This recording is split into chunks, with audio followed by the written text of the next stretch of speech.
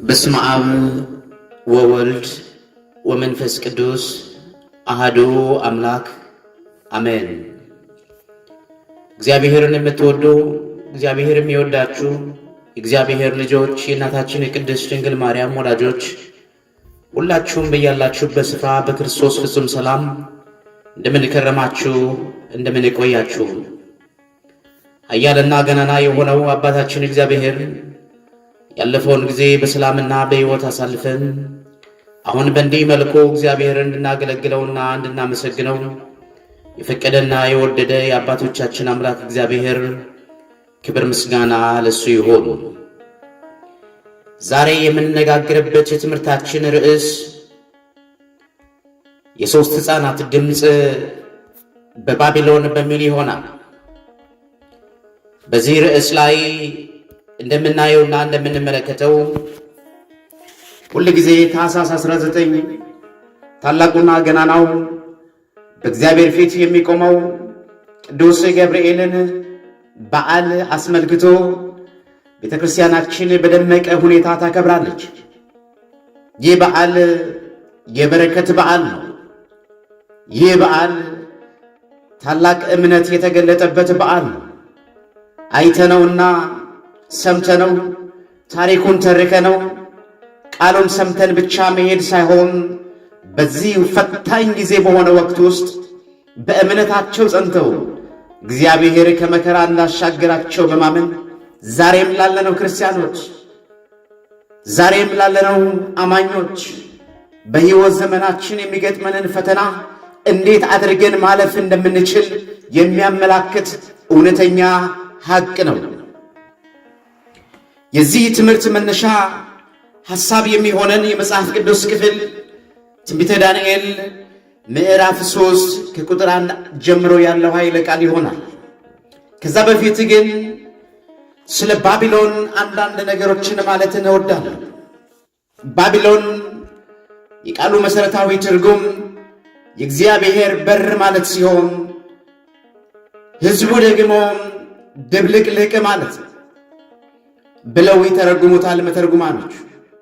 የዚች ባቢሎን የመጀመሪያዋ መስራች ናምሮድ የባቢሎን ገዢ እንደነበረ መጽሐፍ ቅዱስ በግልጽ ያስቀምጥልናል። ኦሪት ዘፍጥረት ምዕራፍ 10 ቁጥር 10 ላይ።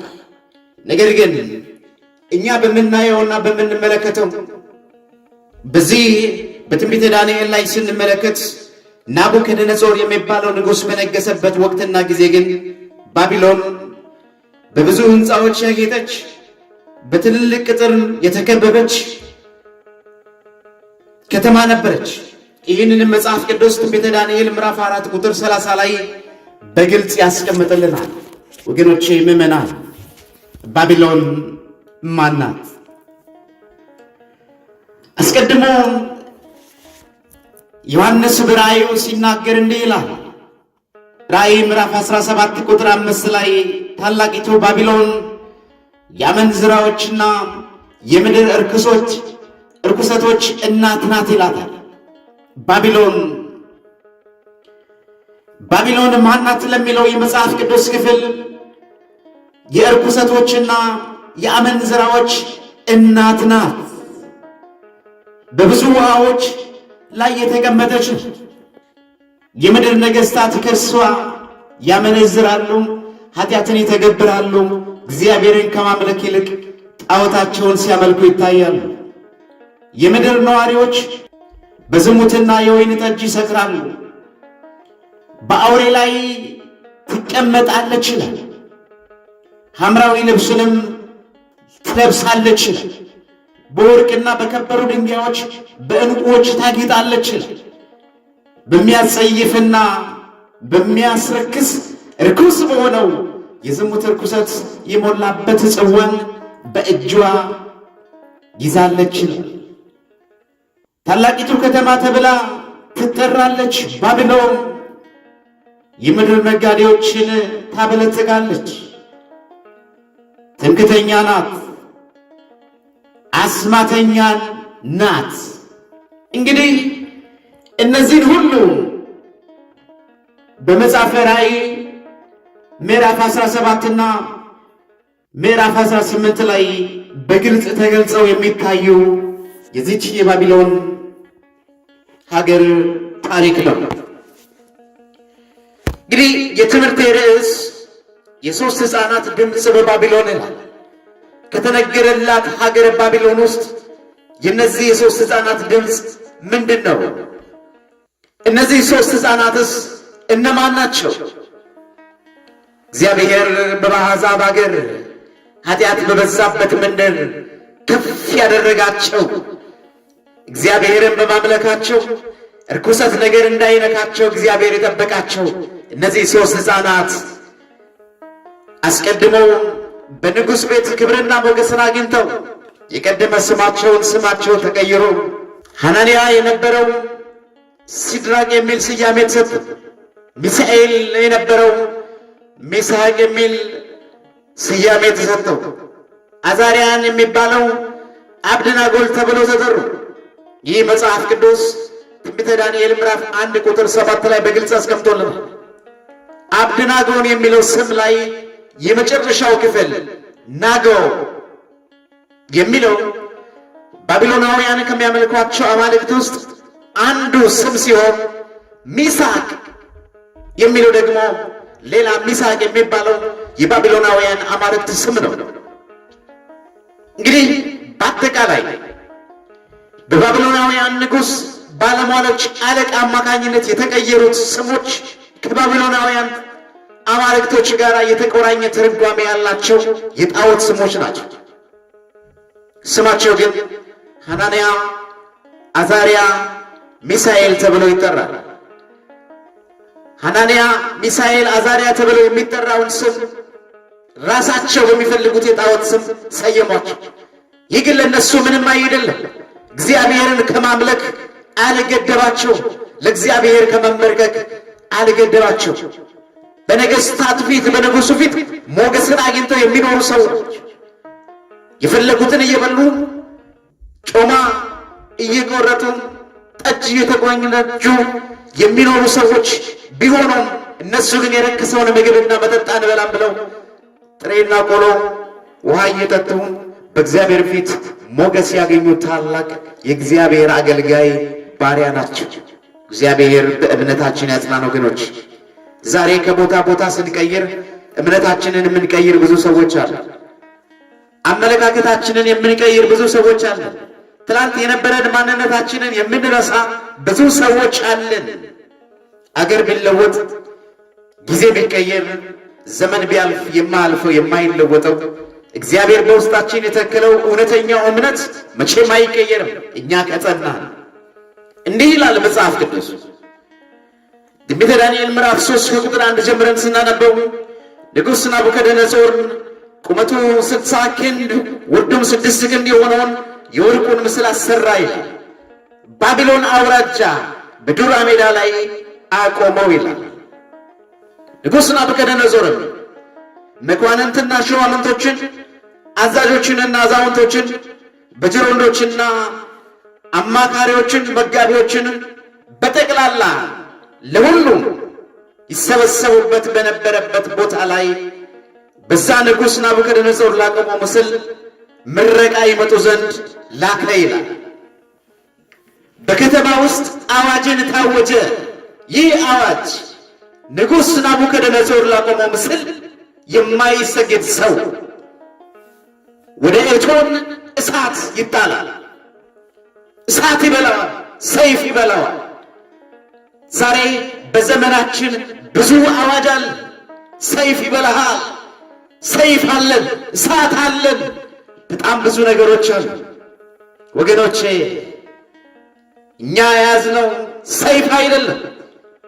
ሰይፉን ሊያመክን የሚችለውን እግዚአብሔርን ይዘናል። እኛ የያዝነው እሳት አይደለም። እሳት የሚደፋ መሳሪያ የለንም። እኛ ኃይላችን መስቀል ነው። መስቀል ኃይላችን ነው። መስቀል መድኃኒታችን ነው። መስቀል የነፍሳችን መዳኛ ነው። ለእኛ ለምናምን መከራውን የሚያሻግር ኃይላችን።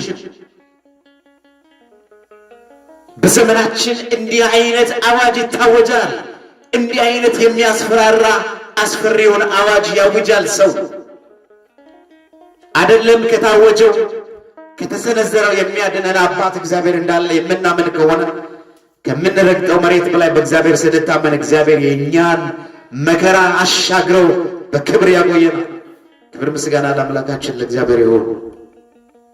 እነዚህ ሦስት ሕፃናት ይህንን አዋጅ ሰሙ። አለቃ እስከ አለቃ ጀምሮ ከአለቃ እስከ ትንሽ፣ ከትንሽ እስከ ትልቅ፣ አዋቂ አላዋቂ ሳይ ማንኛውም ሰው ንጉሥ ላቆመው ምስል መስገድ እንዳለበት አዋጅ ታተመ። ይህ አዋጅ በንጉሥ ሲወጣ ሕቱም ነው። ለዚህ አዋጅ የማይመረከክ ሰዓት ይበላው፣ ሰይፍ ይበላው። ዛሬ ምን ይውጠን ይሆን? ዛሬ እንዲህ አይነት አዋጅ ቢታወጅ ምን ይውጠን ይሆን? ወገኖቼ ምዕመናን፣ በአምላካችን በእግዚአብሔር እንታመን። ያለንበት ዘመን አስከፊ ነው። ዘመኑ ያስፈራል።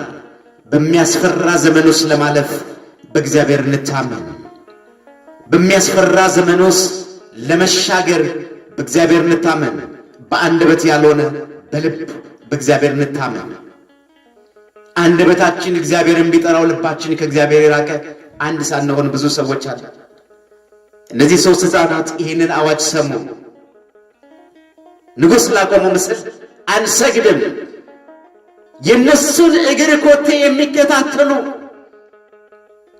የኛ ወገን ሳይሆኑ ከሌላ ወገን ሆነው ንጉሥ እንዴት እንዲህ አይነት እንክብካቤ ያደርግላቸዋል ብለው የሚገኑ ዛሬ የምናየው ሀገር ኢትዮጵያ በተባለችበት ሀገር ላይ ከአንድ ሀገር ወደ አንዱ ሀገር ሄዶ ሰው ይኖራል፣ ሀብት ያፈራል። ይሄ የኛ ሀገር አይደለም፣ የኛ ሀገር ትውልድ አይደለም። ስለዚህ እንዴት ከኛ የተሻለ ኑሮ ይኖራል? ሰው ልጅ ክፉ ነው ወገኖች። ወንድሙ በሚያገኘው የሚቀና የሰው ልጅ እንደ ምድረ በዳ ሰጎን ጨከነ ይላል መጽሐፍ ቅዱስ ወገኖች። ዛሬ ተጨካክነናል። ዛሬ በዘር በሐረግ ተከፋፍለናል። የአንድ ሀገር ልጆች ሆነን በማይረባ በማይጠቅም በዘር በብሔር ተለያይተናል። እግዚአብሔር አንድ ያደርገን ወገኖቼ። ይቺ ሀገር እስላም ክርስቲያን ተብሎ ሳይለያይ ሳይከፋፈል በሰላም በፍቅር በአንድነት ይኖርባት የነበረ ሀገር ናት። ይቺ ሀገር ለማፍረስ ዛሬ መረብ ተዘርግቷል። ሰይፍ ተጋድሟል። መረቡን በጣጥሶም ሰይፉን ማምከን የሚችለው አምላክ እግዚአብሔር ከኛ ጋር እንዲሆን ዛሬ ሁላችንም በእግዚአብሔር እንታመን ወገኖች። እነዛ የነሱን ኮቴ የሚከተሉ ሰዎች ሄደው ንጉሥ ሆይ አንተ ያከበርካቸው፣ አንተ የሾምካቸው፣ በቤተ መንግሥት የምታኖራቸው፣ ያማራቸውን እየበሉ ያማራቸውን እየጠጡ የሚኖሩት በአንተ ቤተ መንግሥት ውስጥ ያሉት ሰው እነዚህ ሦስት ሕፃናት አንተ ላቆምከው ምስል አንሰግድም ብለዋል። ንጉሥ ይሄን ሲሰማ ተበሳጨ፣ ተናደደ። እሳቱ እንደሚበላቸው ቢያውቁም በእምነት ግን እንቢ አሉ። ንጉሥ አስጠራ። ማንን? እነዚህን ሦስት ሕፃናት። የሦስት ሕፃናት ድምፅ በባቢሎን ጉድ ተሰማ። እንዴት? የእነዚህ ሦስት ሕፃናት ድምፅ በባቢሎን ውስጥ ከዳር እስከ ዳር ከጫፍ እስከ ጫፍ አስተጋባ። ንጉሥ አስጠርቶ አመጣቸው። እንዴም አላቸው፣ ሲድራቅ ሚሳቅ አብደናጎን መልሱ። ንጉሥ ናቡከደነፆር በዚህ ነገር እናንተ እኔ ላቆምኩት ምስል አንሰግድም ብላችኋል ወይ? ንጉሥ ሆይ አንተ ላቆምከው ምስል አንሰግድም። የምናመልከው አምላክ እግዚአብሔር ያድነናል። የሚያድነንም ከእቶን ሰዓት ውስጥ የእግዚአብሔር ፈቃድ ሆኖ ባያድነንም እንኳን እርምህን አውጣ፣ አንሰግድም። ምንኛ እምነት! እንዴት ያለ እምነት ነው ይሄ! በእግዚአብሔር ፍጹም የታመነ እምነት። ንጉሥ ይባስ ተበሳጨ። እሳቱን 7 እጥፍ እንዲነድ አደረገ። የተመረጡ ሰዎች መጡ፣ ወደ እቶን እሳት ውስጥ የሚጥሏቸው ፈርጠም ያሉ ሰዎች። ወገኖቼ የሦስት ሕፃናት ድምፅ በባቢሎን አስፈራ። ዛሬም ባቢሎን በተሰኘችው ኃጢአትና ምድር በበዛባት ሀገር ላይ የምንኖር ሰዎች እንደነዚህ ያሉ 3 ሕፃናት አይደለም ከዛ በላይ ያሉ ሰዎች አሉ። እኛ ማናቃቸው እነሱ የሚያውቁን፣ እኛ ማናያቸው እነሱ የሚያዩን በመንፈስ ለእግዚአብሔር የታመኑ ለእግዚአብሔር የቀረቡ አሉ። ዛሬም የነሱን ፈለግ እንከተል። ዛሬም የነሱን እምነት እንያዝ። በመከራ ውስጥ ማለፍ ይቻላል እግዚአብሔርን ይዞ። ከእግዚአብሔር ተለይቶ ግን እየሰረቁ እየዋሹ መኖር ቢቻልም ጊዜው ሲደርስ ጽዋው ሲሞላ ግን ይፈሳል። እነዚህ 3 ሕፃናት 7 እጥፍ ወደሚነደው እሳት ውስጥ ሊወረወሩ ተዘጋጁ። ሊወረውሯቸው የተዘጋጁት ሰዎች እነሱን ሲጥሏቸው በእሳቱ ወላፈን እነሱ ሞቱ። 3ቱ ሕፃናት እሳት ውስጥ ገብተዋል። ብዙ ሰዎች በዙሪያቸው ከበዋል፣ እንደ ችቦ ሲበኑ ለማየት፣ እንደ ጧፍ ሲንበጎበጉ ለማየት፣ አመድ ሲሆኑ ለማየት። ብዙ ሰው ጣዖት እየሰገደ ለጣዖት እየተንበረከከ የነሱን አመድ መሆን በተስፋ ይጠብቃል። ግን እግዚአብሔር ታሪክ ቀያሪ ነው። እግዚአብሔር ያለፈውን ሕይወት ይቀይራል። እግዚአብሔር ታሪክ ይለውጣል። አዋጁን በአዋጅ ይቀይራል። አስፈሪውን አዋጅ በሰላም አዋጅ ይለውጣል። ክብር ምስጋና ለአምላካችን ለእግዚአብሔር ይሁን። እግዚአብሔርን በሚፈሩት ሰዎች ዙሪያ የእግዚአብሔር መልአክ ይሰፍራል ያድናቸውማል ይላል። የእግዚአብሔር መልአክ ከሰማይ ወርዶ ቅዱሱ ገብርኤል በእግዚአብሔር ፊት የሚቆመው በመስቀል ያንን እሳት ቢባርከው እሳቱ ውሃ ሆነ። ክብር ምስጋና ለአምላካችን ለእግዚአብሔር ይሁን። ወገኖች ምእመናን፣ ዛሬም ይሄ እምነት አለ። ሰዓት በሆነው ማዕከል ውስጥ ማለፍ እንችላለን። እግዚአብሔርን ይዘን እግዚአብሔር ቅዱሳኑን መላእክቱን ይልካል። ሰይፍ በተሳለበት መንገድ ላይ እናልፋለን። ሰይፉን ሊያሻግሩ የሚችሉ ከነሱ ከያዙት ሰይፍ ላይ የበረታ ሰይፍ የያዘው መልአክ እንዳለ እግዚአብሔር ያሻግረናል። በእግዚአብሔር እንታመን። ንጉሥ ናቡከደነጾር ያየው ነገር ግን ይገርማል። የተመለከተው ነገር ግን ያስደምማል። እኛ የጣልናቸው 3 ሰዎች ናቸው፣ እነሱ ግን 4 ናቸው። 4ተኛውም የአማልክትን አምላክ መልክን ይዟል። ያን ሰዓት መልኩ የአማልክት ልጅ ይመስላል አለ። የዚያን ጊዜ ናቡከደነጾር ወደሚነደው ወደ እቶን እሳት በር ቀርበውም እናንተ የልዑል አምላክ ባሪያዎች ሲድራቅና ሚሳቅ አብደናጎን ኑ ውጡ አለ። ሰው አዋጁን በአዋጅ የሚቀይር ታሪክ ሲሰራዩ ታሪክ ይለወጣል። ዛሬ የሞቱን ደብዳቤ የቀደደልን ብዙ ሰዎች አለ። ሞትን ተብለን ሕይወት የተሰጠን፣ ተስፋ የላችሁም ተብለን ተስፋ የተቀጠለልን ብዙ ሰዎች አስወጣችሁ። እዛ ውስጥ ሆነው ስቡሕን ይውቱ ወልዑልን ይውቱ እያሉ ስብሐት ለእግዚአብሔር በሰማያት ክብር ምስጋና ለአንተ ይገባሃል እያሉ ያመሰግናሉ። አስተውሉም። የዚህ ፍጻሜ በዘመነ ሐዲስ ክርስቶስ በሚገለጥበት ሰዓት ክርስቶስ ሲወለድ ሰውና መላእክት ዘምሯል። ሰማይና ምድር ምስጋና ስብሐት ለእግዚአብሔር በሰማያት ወሰላም በምድር ስምረቱ ለሰብእ ለሰው ልጅ በጎ ፈቃድ ይሁን በሰማይ በምድር እያሉ መላእክትና ሰው አመስግነዋል። የዚህ ፍጻሜ ነው። ያላመኑት የሚያምኑት፣ ያልተረዱት የሚረዱት። አዋጁን በአዋጅ የቀየረው ንጉሥ ናቡከደነጾር ምንድን ነው ያለው? ኑ ውጡ ብሎ ካመጣቸው በኋላ እንዲህ አለ። ናቡከደነጾርም መልሶ መልአኩን የላከ ከአምላካቸውም በቀር ማንም አምላክ እንደማያመልኩ ለእርሱም እንደማይሰግዱ ሰውነታቸውን አሳልፈው የሰጡትን የንጉሥንም ቃል የተላለፉትን በእርሱም የታመኑትንም ባሪያዎችንም ያዳነ የሲድራቅና የሚሳቅ የአብደናጎን አምላክ ይባረካል። አንደበቱን ከፍቶ እግዚአብሔርን እንዲያመሰግን እግዚአብሔር ፈቀደለት። ወገኖቼ ምእመናን፣ መጽሐፍ ቅዱስ እንዲህ ይላል። የማቴዎስ ወንጌል ምዕራፍ 5 ቁጥር 16 ላይ መልካሙን ሥራችሁን አይተው በሰማያት ያለው አባታችሁን እንዲያከብሩ ብርሃናችሁ እንዲሁ በሰው ፊት ይብራ ይላል። የነዚህ የሦስቱ ሕፃናት ድምፅ በባቢሎን መልካም ሥራ በአሕዛብ ሁሉ ፊት ብርሃን ሆኖ ናቡከደነጾር ጀምሮ እስከ መጨረሻው ከአለቃ እስከ ምንዝር አዋጁ በአዋጅ ተቀይሮ እኔም እንደነዚህ የሚያድን ሌላ አምላክ የለምና በሲድራቅና በሚሳቅ በአብደናጎን አምላክ ላይ የስድብን ነገር የሚናገር ወገንና ሕዝብ በልዩ ልዩም ቋንቋ የሚናገር ይቆረጣል አለ። ቤታቸውም የጉድፍ መጣያ ይደረጋሉ ብዬ አዝዣለዋል። የዛን ጊዜም ንጉሥ ሲድራቅና ሚሳቅ አብደናጎንን በባቢሎን አውራጃ ውስጥ ከፍ ከፍ አደረጋቸው ይላል። ወገኖቼ ምናል እግዚአብሔር ሲሾም እንዲህ ነው። እግዚአብሔር ሲያነሳ እንዲህ ነው። እግዚአብሔር ሲረዳ እንዲህ ነው። እግዚአብሔር ሲመርጥ እንዲህ ነው። የእነዚህ ሦስት ሕፃናት ድምፅ በባቢሎን ታሪክ ቀየረ። መልአኩን ላከ። እግዚአብሔር አዳናቸው።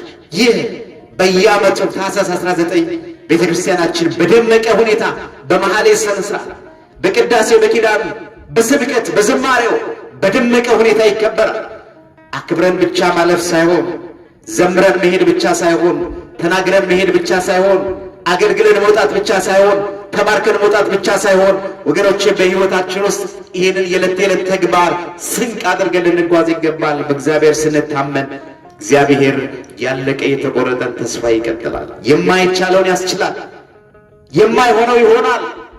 የማይደረገው ይደረጋል። በእግዚአብሔር ስንታመን እግዚአብሔር ለእኛ የሚያደርገው ነገር ግሩም ነው። የእነዚህ የሦስት ሕፃናት ድምፅ በባቢሎን በረከትን አስገኘ። የማያምነው እንዲያምን ሆነ። ዛሬ የማያምነው እንዲያምን ሰይፍ መዘርመድ መሟገት አይደለም። በእምነታችን ጠንክረን እንጸልይ። በእምነታችን ጸንተን እንቁም። በአምላካችን በእግዚአብሔር ላይ እንታመን። እግዚአብሔርን ይዞ የወደቀ እግዚአብሔርን ይዞ ያፈረ ማንም ሰው የለም። አባታችን እግዚአብሔር ሀገራችን ኢትዮጵያን ጽኑ ሰላም ያደርግልን። ለሕዝቡ ሰላምን፣ ፍቅርን፣ አንድነትን እግዚአብሔር ያድልልን። ወገኖች እነዚህም የሦስት ሕፃናትን ድምፅ ሰምቶ ታሪክ እንደቀየረ ዛሬም ድምፃችንን ሰምቶ ኃጢአታችንን ሳይሆን በደላችንን ሳይሆን ልመናችንን ልቅሷችንን ሰምቶ እግዚአብሔር በምሕረቱ ይላክልን። እሳት የነደደባትን አገር መልአኩን ልኮ ውሃ ያደርግልን። ወገኖች ሰላሙን ያወርድልን። የእግዚአብሔር ሰላም በሀገራችን በኢትዮጵያ ላይ ይሁን። ይህንን ቃል በሩቅም በቅርብም በየትኛውም ስፍራ ሆናችሁ የምትሰሙ ሁሉ የእግዚአብሔር ሰላም ከሁላችሁ ጋር ይሁን። የቅዱሱ መልአክ የእግዚአብሔር በእግዚአብሔር ፊት ቆሞ የሚያገለግለው የቅዱስ ገብርኤል ምልጃ ጸሎት ከእናንተ ጋር ይሁን። በረከቱና ረድኤቱ አይለየን። እግዚአብሔር ከበዓሉ ረድኤት በረከትን ያሳትፈን። እግዚአብሔርን በሚፈሩት ሰዎች ዙሪያ የእግዚአብሔር መልአክ ይሰፍራል ያድናቸውማል እንደተባለ እግዚአብሔርን በመፍራት የእግዚአብሔር መልአክ ከእኛ ጋር እንዲቆም እግዚአብሔር ይርዳን። ያስተማረን፣ የመከረን፣ የገሰጸን የአባቶቻችን አምላክ እግዚአብሔር ክብር ምስጋና ለእሱ ይሁን። ወስብሐት ለእግዚአብሔር።